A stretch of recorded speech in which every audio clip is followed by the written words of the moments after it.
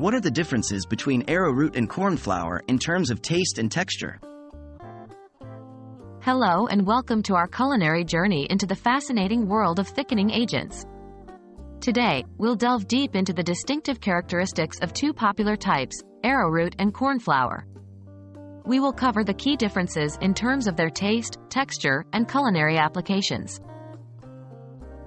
What is arrowroot?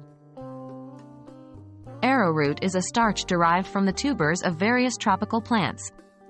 It's typically processed into a powder that's commonly used as a thickening agent in cooking.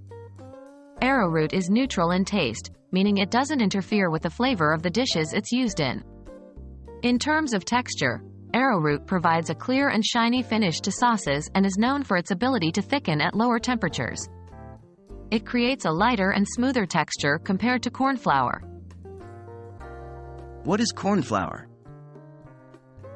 Corn flour, also known as cornstarch in the United States, is a white powdery substance derived from corn kernels. It's frequently used in baking and as a thickening agent in various recipes. Corn flour has a slightly sweet and somewhat earthy taste, though it's usually not noticeable when used in small quantities or mixed with other ingredients.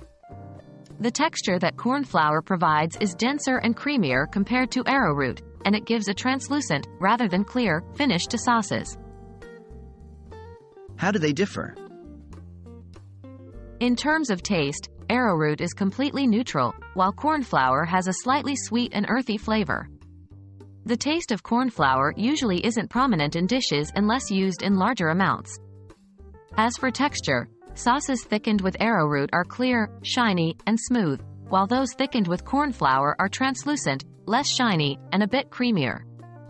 Arrowroot thickens at lower temperatures and does not break down as easily as corn flour when mixed with acidic ingredients or kept at high temperatures for extended periods.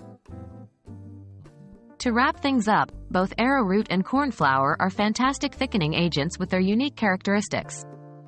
The choice between the two comes down to the specific requirements of your recipe and your personal preference.